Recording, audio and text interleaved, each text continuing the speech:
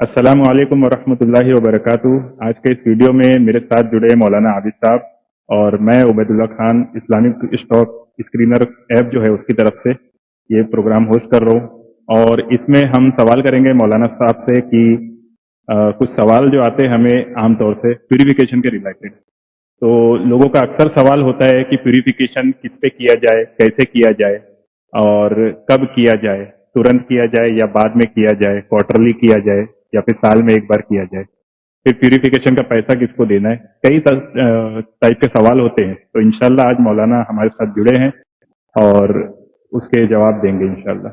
जी मौलाना साहब। वालेकुम अस्सलाम वरहमतुल्लाहि वबरकातुह। नहमदुहु व नसल्ली अला रसूलिल करीम। प्यूरिफिकेशन ये एक ऐसा अमल है जिसकी वजह से हम शेयर मार्केट में जो आमदनी हासिल, जो नफ़ा हासिल करते हैं, उस नफ़ा के अंदर जो कुछ गैर शरई आमदनी आ जाती है उसको हम पाक करने के तरीके को प्यूरिफिकेशन कहते हैं, जिसको उर्दू में ततहीर कहा जाता है। ठीक है, इसके मुतालिक चंद एक सवालात जो अक्सर उठा करते हैं, मैं उनकी तरफ निशानदेही कर देता हूँ। सबसे पहला सवाल जो उठता है कि प्यूरिफिकेशन ये किस आमदनी पर किया जाए।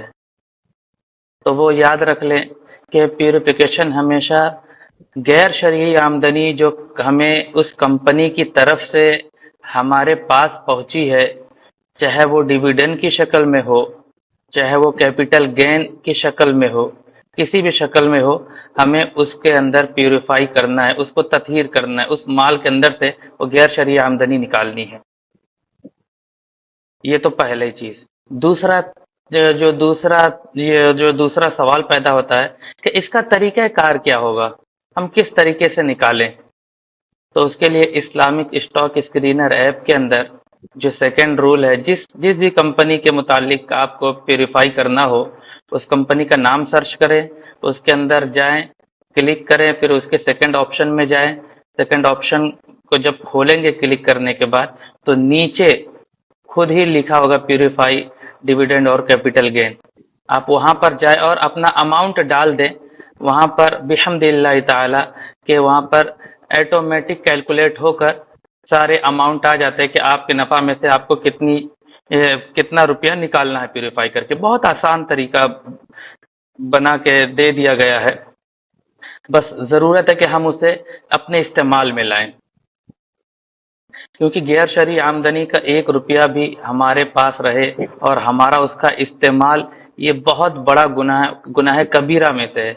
तो उसके प्यूरिफाई करना, उसको ततहीर करना भी हमारी जिम्मेदारी है। उसके ये तरीका इस्तेमाल कर लें जिसके लिए आसानी पैदा होगी।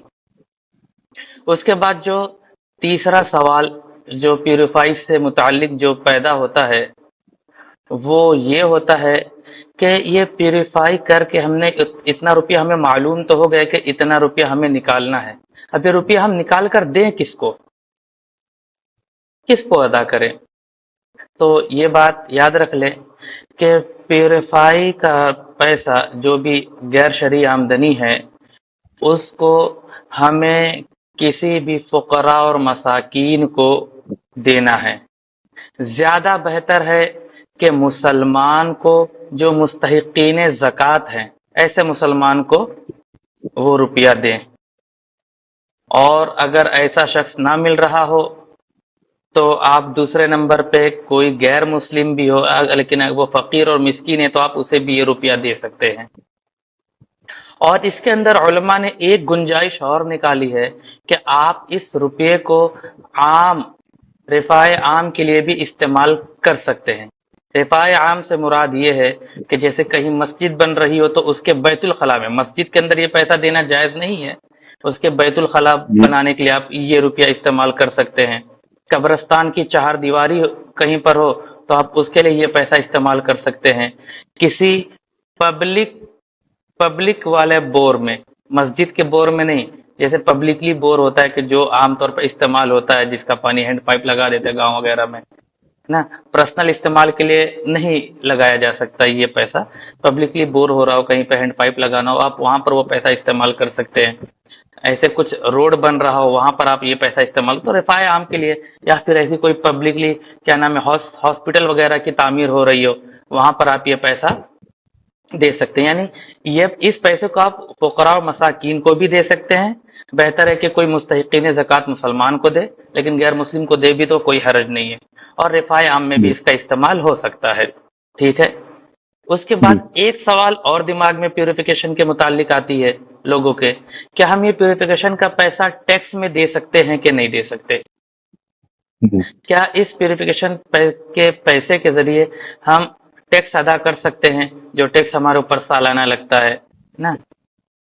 तो याद रख लें कि हम इस कंपनी से, जो यहाँ से इस शेयर मार्केट के जरिए किसी कंपनी के वास्ते से जो गैर शरई आमदनी हम तक आ रही है, उसके जरिए हम किसी भी तरीके का कोई भी टैक्स अदा नहीं कर सकते।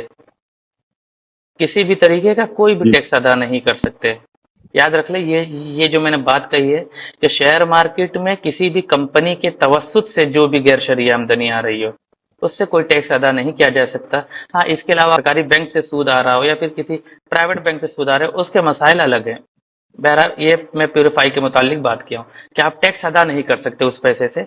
आपको ऊपर जो मज़कूर हुआ है, ऐसी चीज़ों में आपको इस पैसे को इस्तेमाल करना है। एक इसके बाद एक उलझन और लोगों के दिमाग में रहती है, क्या यह प्यूरिफाई का हमें जब जब शेयर बेचें तब करना है, या एक महीने में करे, या सहमाही करे, या शशमाही करे, या सालाना तौर पर किस तरीके से प्यूरिफाई करे? तो प्यूरिफाई करने के लिए सबसे बेहतर तरीका जो वो ये है कि जब भी आप बेचें, उसके बाद जो भी चार्जेस कटने के बाद जो भी पैसा आपके पास आता है, उसके ऊपर आप प्यूरिफाई करके जो भी आमदनी आपके सामने आती है, जाहिर होती है, उस आमदनी को फौरन अपने जेब में जो पर्स है, बटुआ है, उसके अंदर वो पैसा अलग कर ले, क्योंकि फौरन अगर गरीब और मिस्किन ना मिल रहे हो तो। और अगर घर पर है तो कोई एक बॉक्स बना ले कि वो बॉक्स के अंदर आप पैसा डाल दें। और अगर कहीं रास्ते में रहे तो आप वो पैसा फौरन अलग कर लें, अपने पर्स के अंदर अलहदा कर ले कि ये पैसा मेरे असल माल के अंदर नहीं है, इस पैसे को मुझे खर्च करना है जहां पर शरीयत ने हमें इजाजत दी है। ये कर लेंगे तो ये सबसे बेहतर तरीका है, क्योंकि जितना देर तक वो माल हमसे मिला रहेगा तो उतना ज्यादा खदशा है। क्योंकि अगर इंसान है, हमारे जहन से भूल हो सकती है कि अगर हम भूल गए तो वो पैसा हम तक हमारे पास ही रह जाएगा, जो गुनाह का बाइस होगा। जी ठीक है।